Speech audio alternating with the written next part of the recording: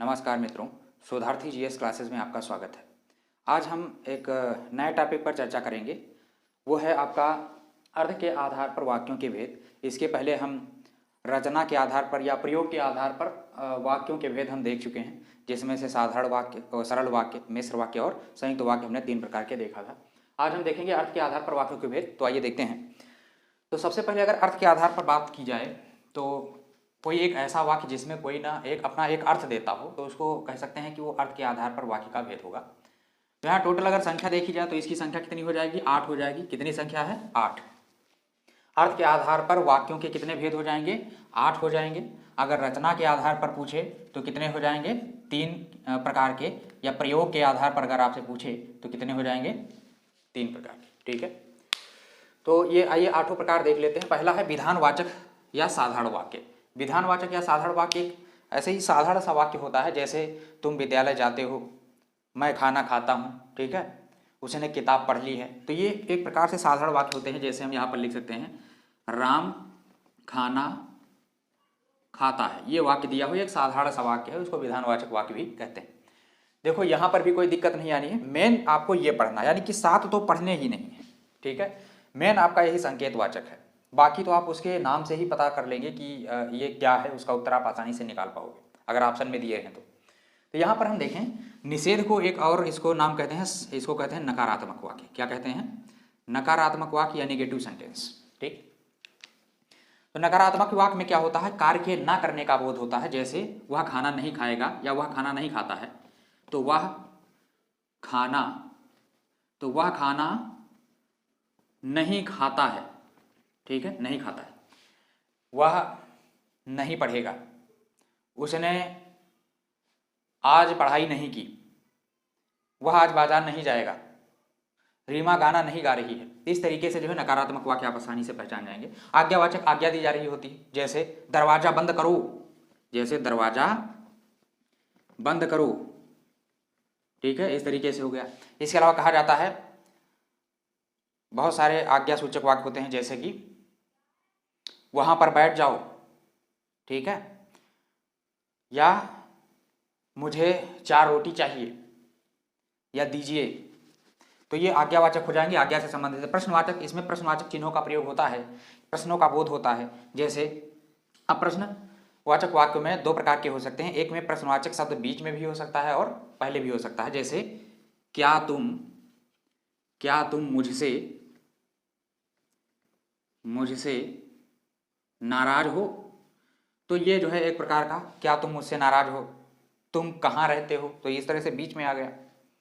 तुम कौन सी किताब पढ़ रहे हो, इस तरीके से प्रश्नवाचक वाक्य। विस्मयबोधक, जहाँ पर आश्चर्य हो, आश्चर्य पैदा हो रहा हो, तो आश्चर्य, घृणा या शोक, हर्ष। ठीक है, तो आश्चर्य के साथ साथ घृणा प्रकट करना और हर्ष प्रकट करना। जैसे छी, तुम बहुत गंदे आदमी हो, तो यहाँ पर इस तरीके से छी लिखा जाएगा और यहाँ पर ये वाला चिन्ह विस्मय बोधक चिन्ह जरूर लगा होगा। ठीक है, कुछ विस्मय बोधक शब्द होते हैं, जैसे हे राम। ठीक है, शाबाश तुमने बहुत अच्छा काम किया है, शाबाश के बाद ये वाला चिन्ह लगेगा। ठीक है, उसके अलावा अगर हम यहाँ पर बात करें संदेहवाचक, तो यहाँ पर क्या होता है? किसी भी बात में संदेह सा बना रहता है, वो कन्फर्म नहीं होता है कि ये चीज़ हो ही गई है या ये फला कार्य हो गया है। जैसे कि अगर हम बात करें संदेहवाचक की, जैसे संभावना है आज वर्षा होगी, हो सकता है आज राम आ जाए। मतलब यहाँ कोई कन्फर्म नहीं है, संदेह बना हुआ है, हो सकता है राम आज आ जाए। ठीक है, तो हो सकता है राम आज आए, संभावना है आज वर्षा होगी। ठीक है, इसके अलावा इच्छावाचक, इच्छावाचक में क्या होता है? आशीर्वाद प्रकट करने में या मन की इच्छा को प्रकट करने के लिए, किसी को आशीर्वचन कहने के लिए, किसी के लिए दुआ करने के लिए। ठीक है, जैसे कि जुग जुग जियो मेरे लाल, इच्छा प्रकट की जा रही है दूसरे के प्रति। इसके अलावा और क्या है? भगवान तुम्हारा भला करे, दूधो नहाओ पूतो फलो, कुछ भी दे सकता है। ठीक है, इच्छावाचक वाक्य। कांग्रेचुलेसन, शुभकामनाएं, तुम सफल हो जाओ। तो इस तरीके की जो इच्छा प्रकट की जाती है मन से, तो क्या होता है? इच्छावाचक वाक्य होता है। सफलता की कामना, सुरक्षा की कामना, इसके अलावा स्वास्थ्य की कामना, इस तरह की जो कामनाएं की जाती हैं वो आपका इच्छावाचक वाक्य में रखी जाती है। ठीक है, यहाँ तक तो कोई दिक्कत नहीं आनी है। ठीक है, इन सातों में दिक्कत यहाँ एक ये है, बाकी तो नाम से ही पता कर लेंगे। संकेतवाचक वाक्य, यहाँ नाम से ये लगता है कि संकेत दे रहा है कि यह मेरी किताब है, वह मेरी किताब है। वास्तव में ये संकेतवाचक नहीं होगा, ये विधानवाचक यानी कि सीधा साधारण वाक्य में चला जाएगा। यह मेरी किताब है, ठीक है, वह बच्चे खेल रहे हैं, तो यह वह इसका मतलब संकेत नहीं कर रहा कि हाथ दिखा करके संकेत कर रहा है, इसीलिए मैं कन्फर्म किए दे रहा हूँ। संकेत का वाचक वाक्य को ध्यान देना है कि पहली बात तो यह है कि जब क्रिया का होना किसी दूसरे क्रिया पर निर्भर करता है, मतलब यानी कि इसमें दो वाक्य हो सकते हैं नहीं होते हैं। एक क्रिया के होने के लिए जो है दूसरी क्रिया का होना आवश्यक है, ठीक है। इसमें दो क्रियाएं होंगी, इस बात को याद रखना। और जहां पर दो क्रियाएं आएंगी तो सीधी सी बात है, एक क्रिया दूसरे क्रिया पर निर्भर करेगी पूर्ण होने के लिए, तो वहां पर कोई ना कोई कंजक्शन होगा और दो वाक्य होंगे, एक मुख्य वाक्य होगा और एक सहायक वाक्य होगा। तो आइए देखते हैं, जैसे दिया हुआ है, यदि उसने मेहनत की होती, यदि उसने मेहनत की होती, मेहनत, देखिए, यदि उसने मेहनत की होती तो वह पास हो जाता, तो वह पास हो जाता। देखिए यहां पर आप देख रहे हैं कि यहां पर एक वाक्य तो ये हो गया, यदि उसने मेहनत की होती, और दूसरा वाक्य है वह पास हो जाता। मतलब यहां पर दो वाक्य हैं। पहली क्रिया है आपकी मेहनत, यदि उसने मेहनत की होती, ठीक, और दूसरा है पास हो जाता, ये दूसरी क्रिया है। यानी एक क्रिया के पूर्ण होने के लिए दूसरी क्रिया पर निर्भर रहती है, एक क्रिया दूसरी क्रिया पर निर्भर होती है। अर्थात सीधा सीधा पॉइंट पर आता हूं, ये आप पहचान के लिए याद रखिए कि जहां पर कोई एक मतलब अकेला वाक्य नहीं होगा, दो वाक्य होंगे, एक सहायक भी हो सकता है, मुख्य वाक्य भी हो सकता है, ठीक है।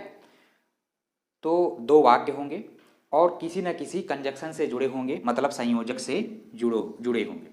अगर इसके पहले का वीडियो आपने देखा है कि सरल वाक्य, संयुक्त वाक्य और मिश्र वाक्य क्या हैं, तो जितने भी संयुक्त और मिश्र वाक्य वाले वाक्य हैं वो सारे के सारे संकेतवाचक होंगे, क्योंकि मिश्र वाक्य और संयुक्त वाक्य, ठीक है, मिश्र वाक्य और संयुक्त वाक्य में क्या होता है, कंजक्शन होते हैं, वो उसमें एक से अधिक वाक्य होते हैं और वो कंजक्शन से या संयोजक से जुड़े होते हैं, ठीक है। तो ठीक वैसे ही कहीं भी आपको मिश्र वाक्य दिख जाए, कहीं भी आपको संयुक्त वाक्य दिख जाए, अगर मिश्र वाक्य और संयुक्त वाक्य ना याद आए तो ये देखिए कि अगर दो वाक्य हैं और वो किसी से जुड़े हुए हैं, किसी संयोजक से जुड़े हुए हैं, एक से अधिक वाक्य हैं, तो समझ लीजिए वो संकेतवाचक वाक्य है और आपका आसानी से सही हो जाएगा, ठीक है। तो यहाँ पर एक उदाहरण हमने लिखा, यदि उसने मेहनत की होती तो वह पास हो जाता, ठीक है। जैसे ही मैं आगे बढ़ा बारिश होने लगी, की बारिश होने लगी, ठीक है, जैसे ही मैं आगे बढ़ा की बारिश होने लगी। सुबेरा हुआ और चिड़िया चहचहाने लगी, ठीक है। तो यहाँ पर सुबेरा हुआ और दूसरा है चिड़िया चहचहाने लगी, दो वाक्य हैं और दोनों काहे से जुड़े हुए हैं, और से जुड़े हैं, ये संयुक्त वाक्य है, ठीक है। अगर आपने संयुक्त वाक्य, सरल वाक्य, मिश्र वाक्य नहीं पढ़े हैं तो इसके पहले वाली वीडियो मैं ये बताई हैं सारी चीज़ें। तो ये चीज़ें हो गई अर्थ के आधार पर वाक्यों के भेद। तो मैं आशा करता हूँ कि ये लेक्चर आपको आसानी से समझ में आया होगा। आज के लिए इतना ही रखते हैं।